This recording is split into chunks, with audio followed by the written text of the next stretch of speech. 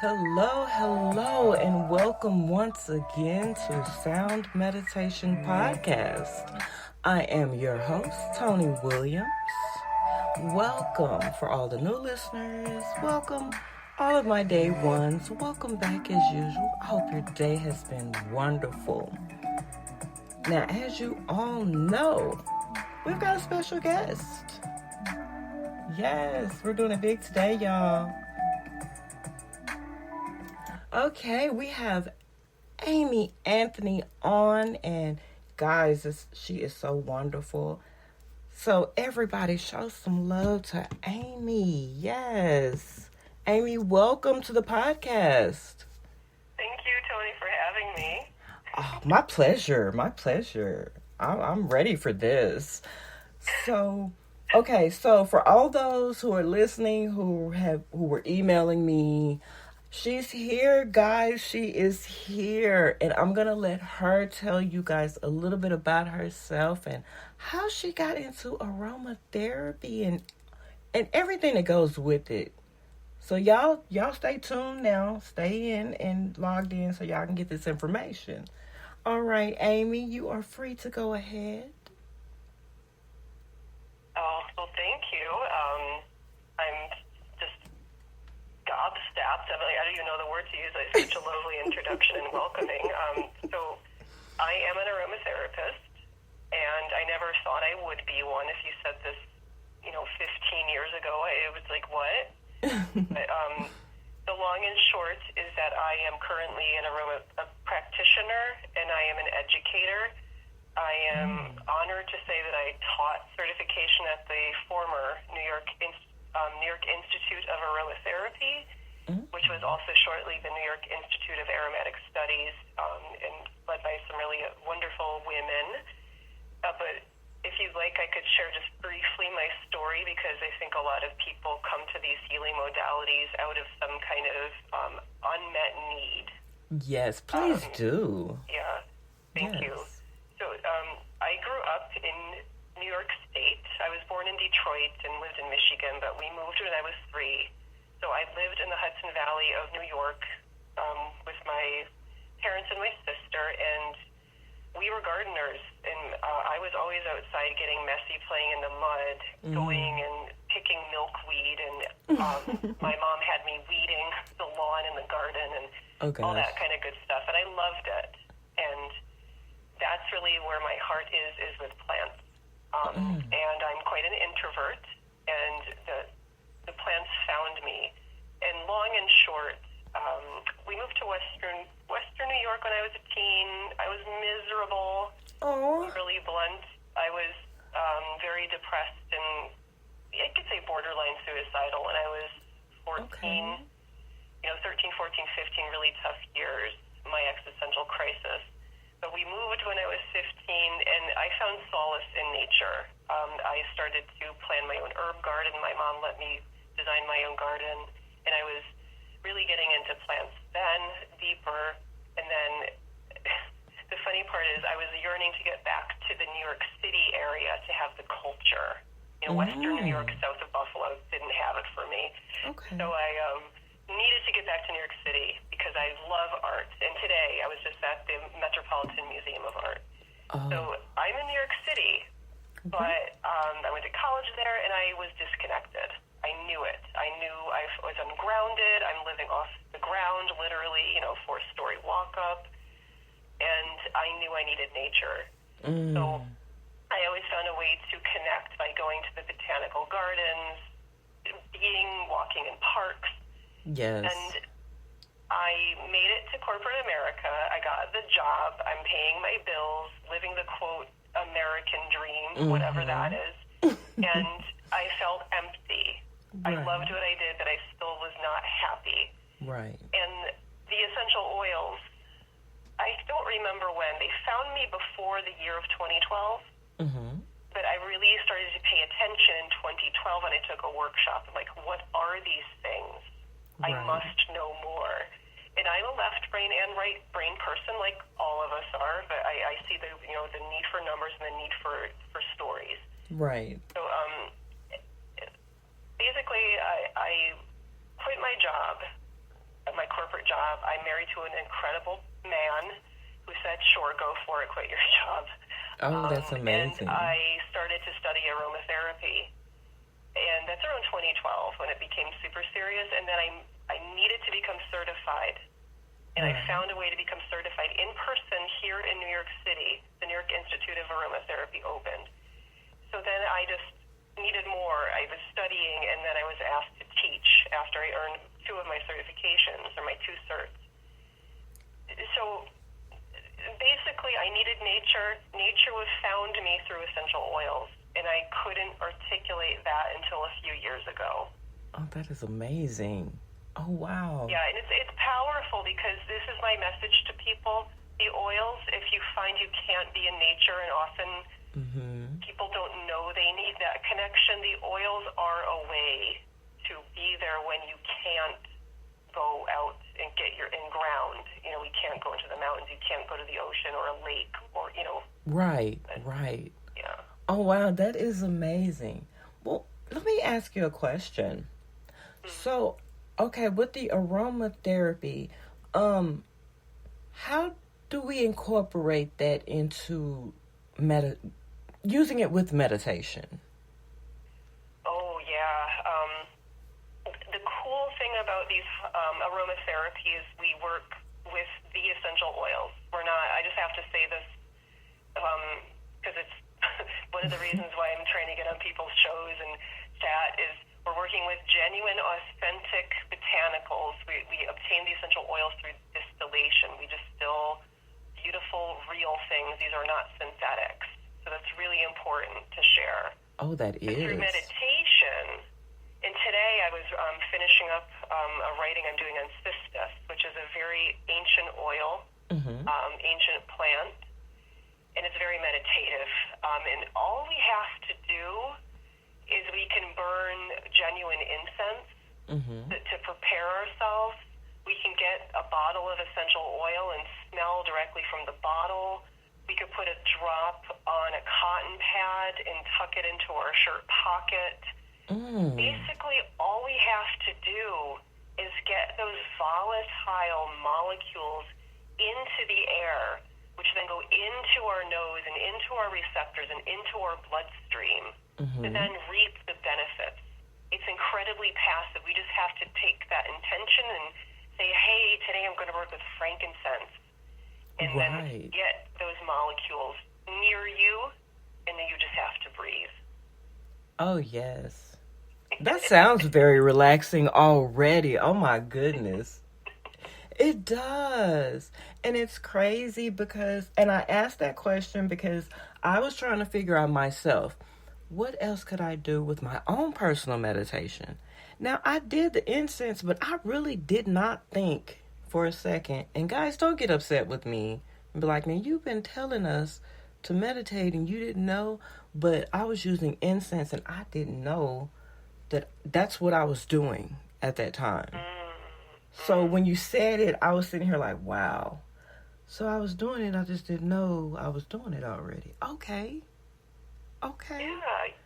You're connecting, like, so many of us as human, we gravitate towards these botanicals, which for centuries people have worked with to embody, to bring prayer, to, like, you burn the incense, you're burning and giving gifts to the heavens. You know, whatever, you know, our respective religions are or our beliefs, we are all on a path to seek connection and find more meaning in life than just ourselves, right? If I may say that. Yes, of course. Humans, we've always been looking to, the botanicals help vocalize that for us. It does. It really does. And see, me, I'm a country girl. I'm out in the middle of Timbuktu in the woods, so I get to, you know, the different wild plants and everything, and it really is soothing. It really is. And that does help. Just walking out there in the midst of it, you really are doing meditation without anything else. And so seeing your information and everything about aromatherapy and essential oils, and I like oils and I like smells, and I'm one of those really get to me. So this was very interesting. And now, when it comes to aromatherapy and essential oils for, overall health, wellness, and vitality, can you talk a little bit about that? Yeah, it's a big topic because essential oils, their applications run the gamut. Mm-hmm. So I write meditations to help engage when I do workshops, even one-on-ones or when I teach. Mm-hmm. And actually have one right in front of me. I don't plan on sharing it, but I was going through notes today, and it's funny that this came out today, and I'm speaking with you. Mm-hmm. So when we're working with aromatics, we're working with these incredibly volatile messages from plants. These are molecules of communication.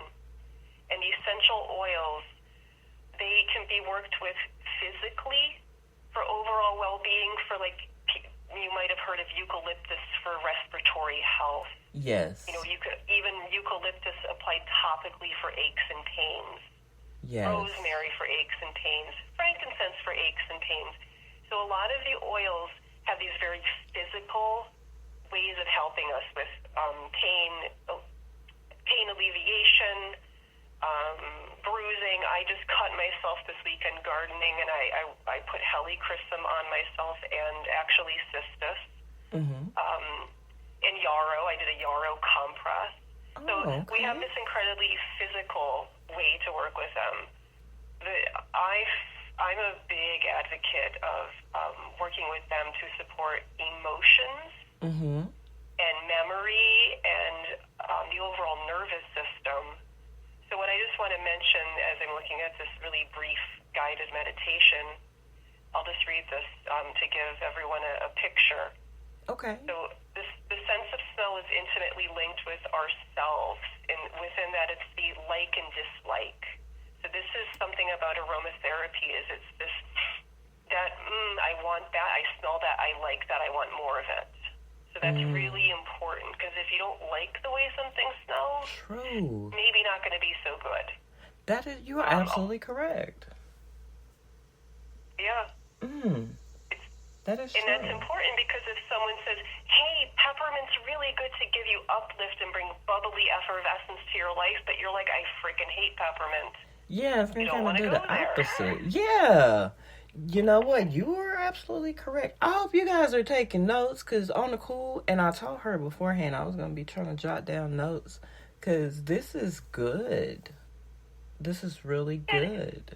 Thank you, but it's stuff that a lot of us aren't thinking about, because smell and scent it's information that we have so many receptors for, but we're past. Scent envelops us. It goes into us. Right. So it's something a lot of us ignore because we're immersed in it.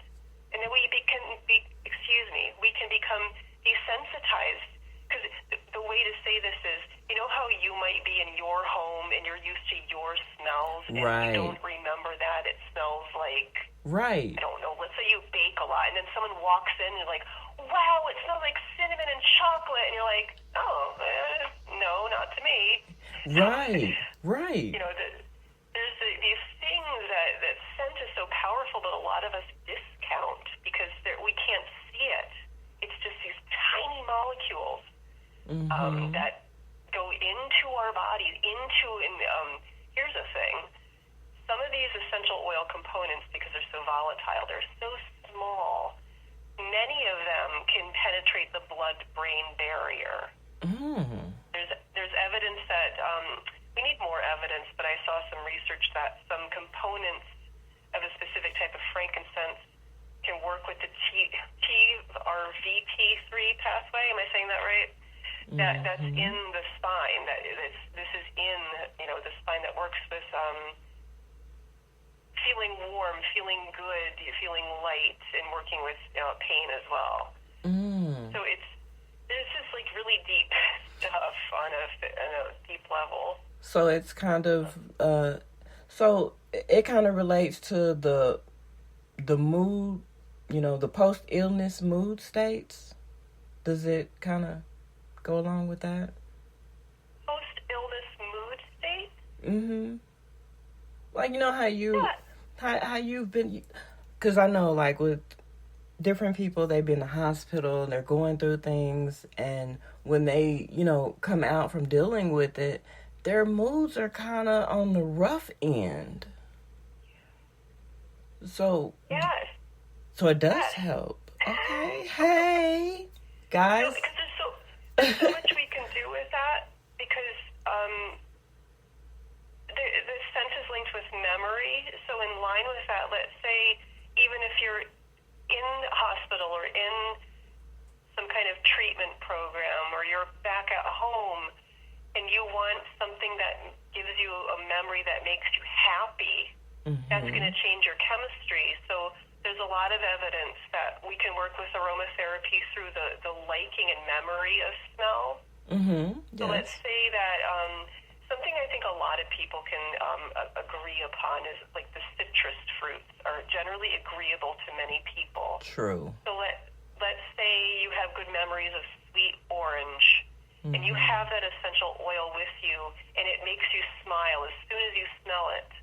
Who wouldn't want that in their life? So Right. if you are feeling a little down and trying to find your new normal, and you're like, sweet orange just makes me feel so good, you could, go get a sweet orange and peel it and see what happens there. So you can get a bottle of orange essential oil and put a drop on a cotton pad, or you can dilute some and put it in a body oil, and you can work with that to change your mood state. Good information. And you could do this once a day, or it's really powerful. Yeah, that is. Oh my goodness. It is, and it's so darn easy. We just have to remember to act with the plants, with the oils. Right. And that's the thing, is honestly, like, set a reminder. If you do it for meditation, set yourself a reminder, like, I'm going to get out my bottle of frankincense and get ready to meditate. It's I'm just stuttering there, because oils can also be a cue. You can train yourself in a really positive way to say, I worked with Amy, and she introduced this blend to me, or she introduced me to this and this frankincense, and I know that when I smell these, I'm going to give myself an affirmation, and that affirmation is going to, be good for you. Maybe you're trying to quit smoking, or trying to meditate daily. You can use these as these scent cues to do something or to stop doing something. That's definitely a new side of things. Okay. Yes, I love that. Okay. All right.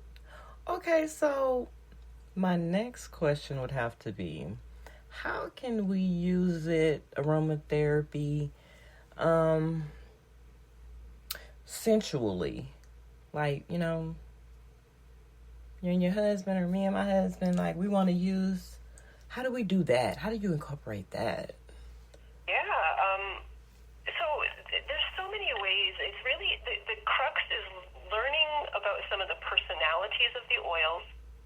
Some I can share some that are incredibly sensual. Please do. And then honestly, you could just really you could start really light and give yourself hand massages and move into body massages. But part of it is having that, it's something as simple as you can get a bottle of sesame oil, which is, I think, a lovely massage oil, or coconut, or whatever is good for your body, your constitution. And you could, you have to dilute the essential oils. You absolutely must, because they're so concentrated. It takes a lot of plant material to make these gorgeous oils.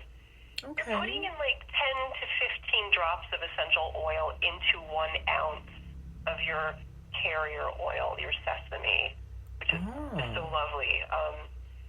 But part of it is saying, hey, I have this special blend, and we're going to take time. It's like foreplay. You want to be with those aromas and those molecules and have them permeate the air, massage the body, and try to really notice what it's doing to you.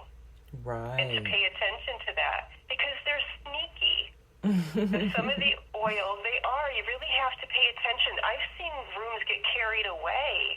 wow. with giddiness, with things. I actually taught a couple workshops at the Museum of Sex here in New York City. But here, everyone's like, Amy, shut up and tell me some oils. There's some No, it's incredibly fine. sensual oils are, and they're for men and women.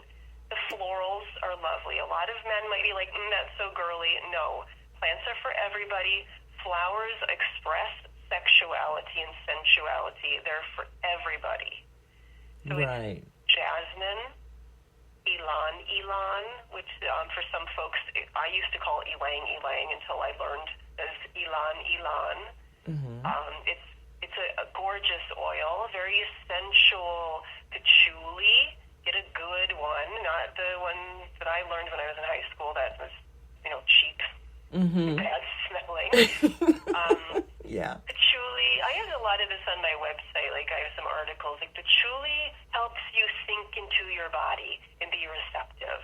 Jasmine is shown to be a little sedative. It can get you carried away and lost in your body in a good way. Ylang is similar. It's watery, it's languid, it helps you further get into the body. And that's what we want to do. We don't want to get into the mind, right? We want to relax the body and feel beautiful. Right. And open and receptive. Right. And not judged, right? Yes, exactly. Yeah. Okay, so the couple. Where were these words when I was like 20? You know how that works. You know how that works. We didn't know none of this.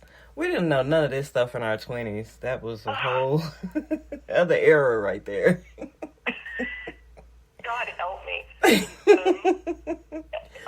oils I want for personal, for self-love and acceptance, and balancing are geranium, palmarosa. She's related to lemongrass.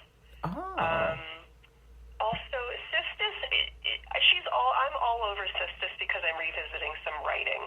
Okay. But when I was sitting with it today, once you get past the initial heavy and intensity, it's this sweet, honeyed warmness that brings you to your navel and your diaphragm, and it kind of just clears everything on the outside away, and you're with yourself.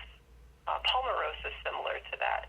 So you want these qualities of sensuality, like the patchouli and the jasmine and the ylang. You can put rose in there too. And you want to bring it, and with that rose of heart-centeredness and compassion for self and others, you want to bring in that palmarosa, patchouli. If you want to add a little heat, you can add a drop of ginger for some like fortitude.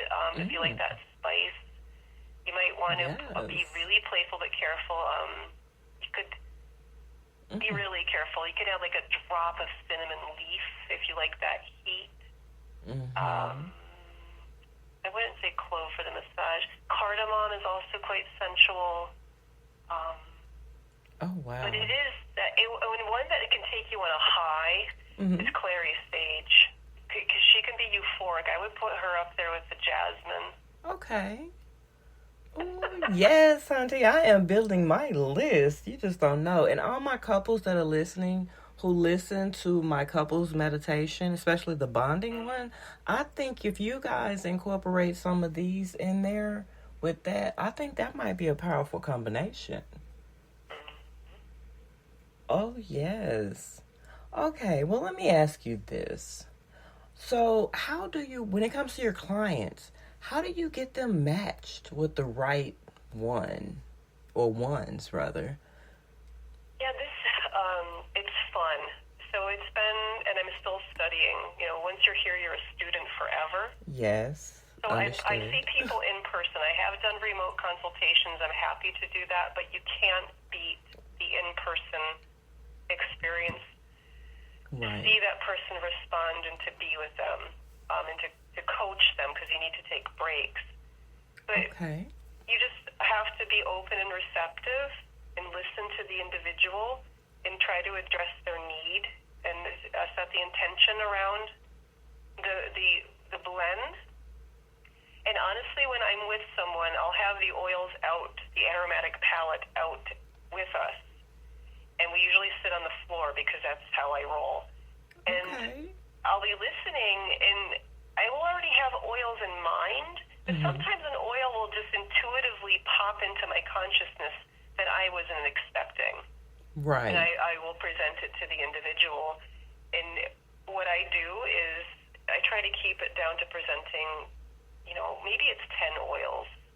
And I want to weed that down to 3 to 5. And I just say, smell this. If you want to spend time with it, keep it. If you don't like it, push it away, I'll put it away. Oh. Because I have all my knowledge and my learning and my experience, but I'm not that person. I'm here as the guide. Right. I'm here to take, out of my 300 oils or whatever, because I have multiples. I will just present and be your guide, and you're a part of the process. So it's the really powerful part, because if you don't resonate with it, right, it's no good, Yeah, it kind of defeats the purpose if you don't like it. Like you were saying earlier, you're not going to really, do anything with it if you don't like it. So, yeah. Okay. See, when I'm in New York, I'm going to have to come see you. Please do. Yes, I surely will. Okay, so... It's about the experience. So someone, you might want an aromatherapist in your life because you don't want the oils. You don't want all of them. You don't want to blend. You come to someone like me. You could take the path of self-study as well, because it's about experiencing. Yes. So if you make yourself a cup of ginger tea for the fresh root and you're smelling it and you taste it, you tune in what's happening. That is true. That's what we have to do. That's what you do.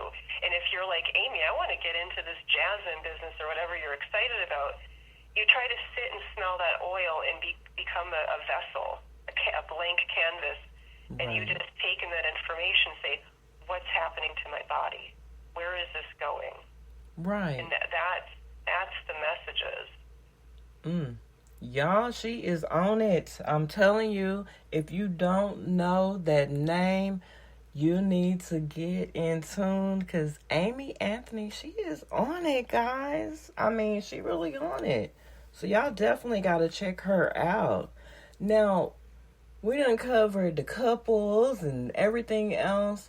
So what about, people who have like children with autism or ADHD? And how does essential oils help for that?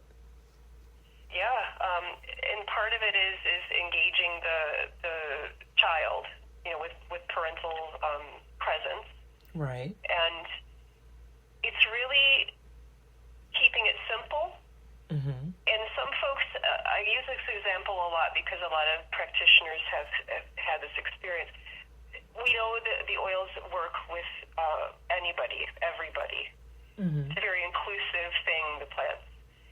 So some people might hear that lavender can be really relaxing for some people, but for folks whose neurology is different, lavender, even in small amounts, can be incredibly irritating. It can be excitable. So the thing to really do is to work with the youth and with a practitioner, or maybe you would say you might hear like a citrus oil. Maybe you do try the lavender. Maybe you do reach for like a woody oil, like a cedar wood. Maybe you try vetiver. I'm going to say Roman chamomile is really great for anger. A lot of those I said were very calming oils. So you can present the oil to the individual and just say, hey, what do you think of this? And that's all you have to do. You can give them the bottle, or better yet, you put the drop of the oil on a cotton round or even a Q-tip or a tissue. And you just say, hey, what's going on? And you just let them tell you. And they might just smell it and breathe and say, love this, and then notice, are they getting a little calmer? Or is it irritating to them? And if it's irritating, you'd be like, guess what? We're going to take that away. Or if you're looking for something to focus, some of the more focusing oils will be those, I call them uppers, because, it's kind of a fun way to remember it. The peppermint can be so excitable. But if you need someone to focus, the frankincense, the black pepper, maybe rosemary has a lot of information behind it for memory retention and focus. Again, a cedar wood, maybe there's a lot of personalities, but having the actual engagement is really important, especially for folks whose nervous systems might be, I used to be involved in statistics, so you're not in the middle. You fall someplace else in the bell curve. Right. Oh wow. Oh, I am loving this. This is so helpful. Guys, I am learning as well.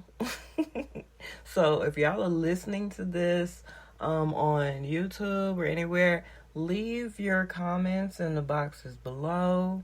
And also look up Amy Anthony. That is a name you need to know.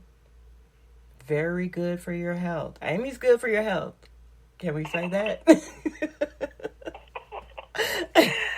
awesome. Thank you. Yeah, the great thing about this is we're giving ourselves permission to slow down and engage with nature.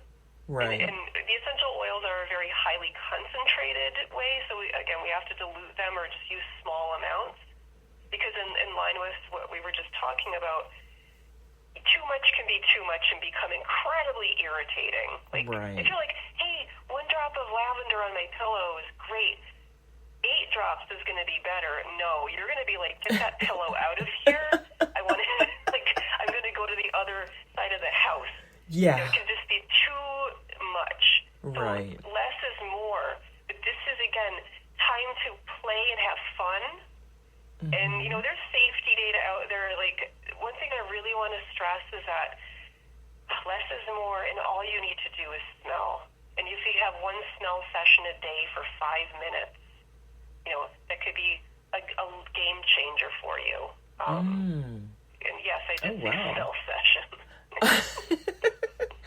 That's okay. Oh my gosh. Yeah, this is a lot of information. Girl, I'm going to be calling you you have to help me fill in my little blank spots in my notes, because I think I missed something. But it is a lot of great information, though, because this is really helpful. And that's what I like to do, is to help people, get that information out there, especially for those who are homebound, or they don't go anywhere, or whatever the case may be, but they do listen, so they can still get that information, especially for the elders who don't really like being on computers, but they've been shown how to use their phones, and they're listening to podcasts and things. I love to get them that information, because I'm big on the health and information. Oh Lord. Excuse me, guys. That is our puppies. If you can hear that, I do apologize. There are little fuss boxes out there today. So, okay, let me ask this question. When it comes to businesses, and, and everybody's done pretty much almost worked in offices and everything, and have gone through the rigmarole and stress and everything, how can a business use oils and green space in their office to, kind of enhance their workers' productivity and happiness? Yeah, that's a really good question, because when we think about aromatherapy and essential oils, scent is really public, so we have to be really mindful. Like you're saying, many of us have worked in the office spaces, and when you have that person that thoughtlessly applies the perfume, and it makes everyone really uncomfortable, or yes. There's that one person that decides to heat up the fish dish in the kitchen. It was yes.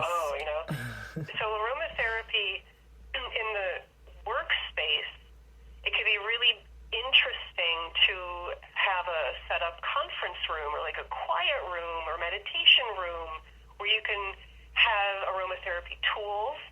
Maybe you can have aromatherapy sessions with people, or you even have a diffuser and some guidelines on how to diffuse. Mm-hmm. There's always programs you can set up. It's really about just introducing guidelines. But to have, green plants or some nice herbal teas available, it's just a really nice gift to give to people. But again, yes. I'm a fan, and I've done these. I've done several corporate workshops and gone into spaces. But to have that one space, to keep it private and not let the aroma seep out too much, because it it could be too much for people. Right. Having a place for people to go and sit for 5 minutes near the diffuser, or saying, hey, I really want to put a drop on a cotton pad and just sit here because I'm really stressed. I just had this really bad meeting. Right. That's a really nice thing to do. And I'm just thinking about some case studies, because I used to grade case studies when I was teaching at the institutes. And Okay. you have these like people that are social workers, nurses, or they'd have this one comes to mind where this woman would have a diffuser on in her room, in her office, and people would start gravitating in there just to spend time in there to be with the oils for a timeout. A wonderful timeout as well, too. Oh. Yeah. Yeah. So it's like, it's okay. You know what? I want to be honest with you. I used to be a smoker. I used to smoke cigarettes. I mentioned I was depressed. I was quite nihilistic. And thankfully I was, the plants were always there for me. Yeah. I used to go take a cigarette break just to be outside. It was an excuse to get outside. And if we can give these tools, like a meditation room that has an option for some essential oils, or a daily diffuser session as a group, come on in, let's have our spa session. Yeah. It's a really nice thing to do. And I think that really would, perk up a lot of, employees to be able to, have that space to feel more comfortable, feel more relaxed.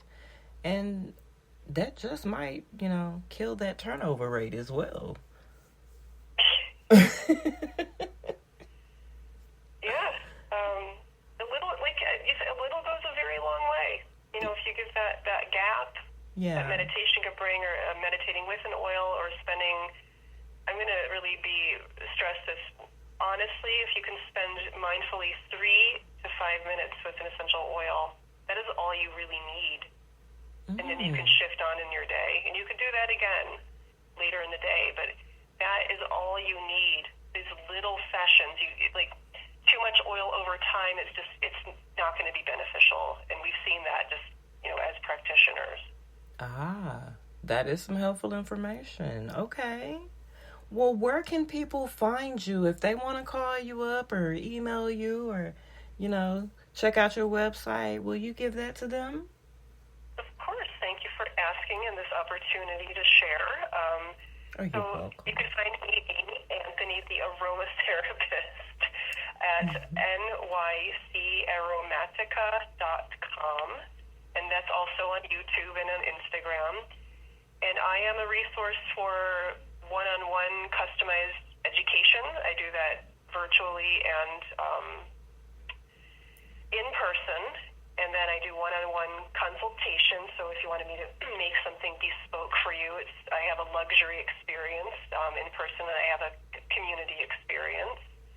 And then I go to my website. I have free and pay what you wish classes, videos, articles. I'm just going to put up my one on cystis, like I said. So she's been really on my mind. But I am here to just not shut up about essential oils.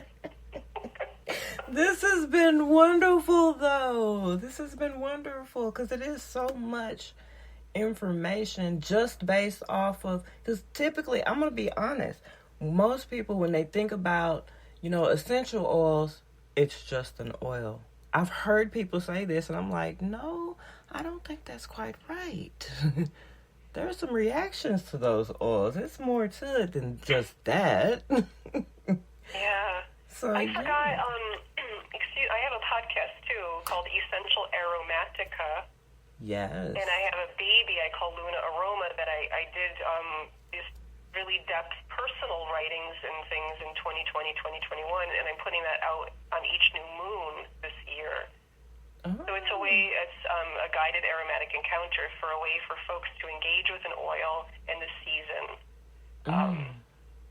And I will be doing one on spirituality soon. I've given workshops on that, so I will be turning that into an episode. But I think, Tony, you might like, I did a community workshop in Brooklyn, and we resurrected a sacred incense presentation. And we had a lot of elders in the room, and it was really lovely. Oh, wow. So I'll shut up. I'm blathering on, but I have No, it's great. a lot to share with folks. So. Yeah, you are very wise. I'll give you that. And you have really just, dug into it, but it makes you happy and it's helpful to others. So I think that's a A plus plus plus plus. Thank you. I appreciate. You're Appreciate welcome. Yes, and I do love incense. I'm an incense fanatic. I won't even lie. I love my incense. When I'm cooking, when I'm, just sitting on the porch reading a book, those incense really, they do a lot. They do a lot. And I know a lot of people kind of just, I don't know, maybe they discount incense, but they're a powerful tool, though. Yeah, it is. And you can really empower yourself because you want to get the good quality incense, right? And maybe you can start to make your own incense. To really, that's something I really haven't gotten into, but I've had handmade incense from other practitioners. Mm-hmm. And when you get that, or I have a warmer I use to warm frankincense and myrrh and some other resins. And it's just so subtle and sweet and really sets the mood. Mm. So, yeah. It does. I mean, maybe that's something, you're a prolific individual. you do a lot, but maybe you can look into really making your own incense as some therapy, too. Oh, yes, I am. Because, like I said, I'm definitely a DIYer. And, yeah, that's definitely on my list already. I just hadn't even got down to it. Like, of course it's on your list. And I'm already seeing it, making this beautiful cones or something. Or anyway, I digress. It's okay. It's okay. Oh, my goodness. You guys, and Amy Anthony. I love it. And I really do appreciate you coming on and sharing all this great and helpful information. And I wish you all the best in everything that you're doing and everything you're going to be doing later. And, you are always welcome to come back because I'm pretty sure you are going to probably come up with something else. And we're going to have to go ahead and put that out there, too. I love you. You're so wonderful. I appreciate it. Oh, thank you. Thank you. Now, before we end, is there anything else, one last note or anything you want to give the audience? I didn't, just as a really quick parting note, I didn't get to go through the bullet points of that guided meditation, so I do want to share with folks of that part. Oh, and I have on my website a blog post on how to smell an essential oil. So that might be helpful for folks. Yes. Yes. But I really encourage folks, when you're smelling an oil, try to get past the I like and don't like this. Try to be open to the information that the molecules are giving you. It's just information. That's all scent is information. And then you have the memory. You have the, this smells like. And that's great. You can go there, but try to go beyond that. Really try to go into the body. And we talked about how smell and scent is really intimately linked with memory and recalling things and building new memories and building new anchors to change behaviors. It's really beneficial, but when you really want to get into the deep messages and pay attention to yourself and the healing, it's try to go a little bit deeper than that and be open. And then start to notice how you feel mentally and then emotionally. Are you feeling happy or sad or ambivalent? Or just try to notice what you feel like in that quality. And then when you really get deeper, as you continue to smell, let those molecules get into you, notice how your body feels. And I said this before, but to me, that's the healing. Because when we're connecting mind, body, and that's what essential oils do, they connect the mind, body, spirit, soul, all in one. And it's our job to pay attention, and that's what those molecules are doing. That's I'm a bit passionate about that, but it's about going a little deeper and being a little curious. Yeah. But if it's uncomfortable, you're something brings back a memory that's associated with trauma or something bad, and you're not ready to go there, don't push it. Right. But otherwise, push it. Yes, makes perfect sense to me. Thanks for giving me that extra time, because that's I did want to share that. Oh, no problem. I really appreciate it. And we're connected now. You can't get rid of me, Amy. Well, I followed you. I found you on YouTube. Yes. And I'm telling you, guys, if you're in New York and you have not connected with Amy, please do so. Share. Sharing is caring. Share this information. Share this podcast. Look her up. Follow her. And, join me in learning from Amy, okay? Because she's on to something amazing, and I hope the whole world can get a chance, some type of way, to experience this, because this is amazing. You're doing amazing work. Please keep it up. Thank you, Tony, and so are you. I'm so glad that we connected. Thank you. Yes. For having me. Yes. Thank you, and you're welcome to come back anytime, Amy. Much appreciated. Thank you very much. And you enjoy your evening and be blessed. You too. Thank you. Thank you. Bye-bye. Bye. Okay, that was Amy Anthony. Y'all, that was a lot of great information. If you came in on the midpoint, don't worry about it. Go back and listen to it from the beginning. Look her up. Show her some love. And I wish you all love, peace, happiness. And don't forget to meditate. It is good for the whole entire body. So, meditate and be well. Until next time, I've been your host, Tony Williams, and you have been listening to Sound Meditation Podcast, and we just had our special guest, Amy Anthony, out of New York. Be well.